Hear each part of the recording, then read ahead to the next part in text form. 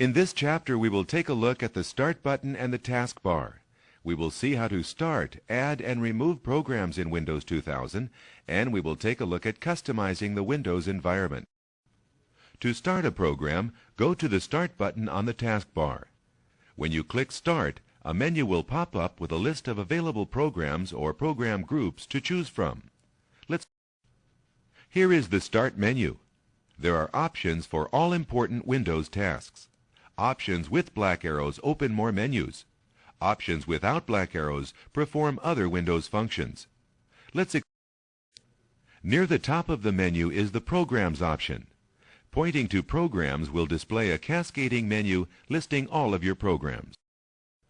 Most of the programs that you install in Windows 2000 will appear in the Programs menu. Let's start the Windows Explorer program. To do this, highlight Accessories and then click Windows Explorer. Good. Windows Explorer has been opened.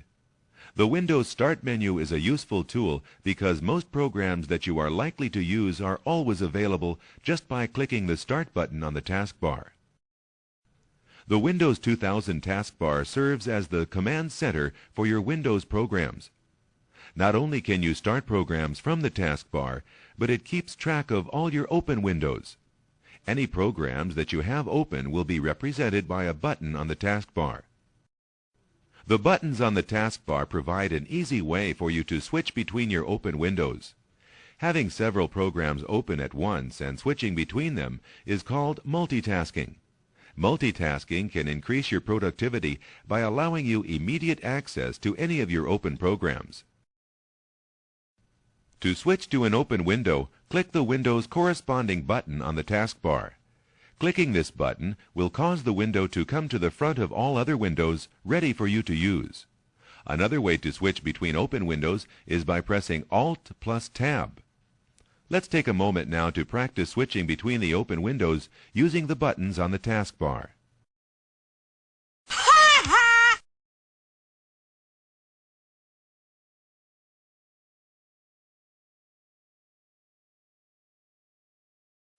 The taskbar is usually situated along the bottom of the screen. However, you can move it to any side that works well for you. To move the taskbar, point to an empty space on the taskbar, hold down your mouse button, and drag from one side of the screen to another.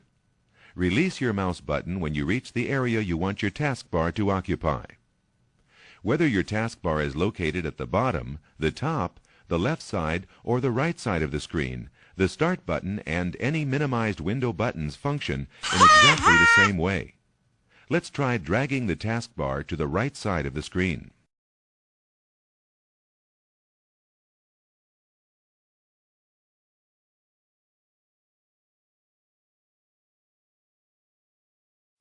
Great! The taskbar is now on the right side of the screen. If the taskbar is ever hidden, you can press Ctrl plus Escape to display it. If present on your keyboard, you can also press the Windows icon key to display the taskbar. The taskbar can also be used as a quick way to close your programs. Right-clicking the taskbar brings up a taskbar shortcut menu. To close a program from the taskbar, right-click the Programs button, then click Close. Let's try this now.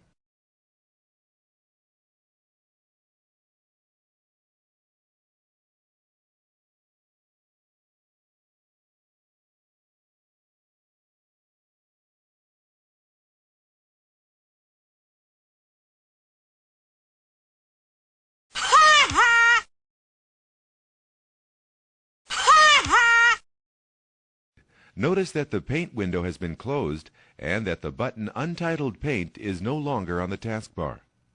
Let's take a look at some of the other commands found on a taskbar shortcut menu.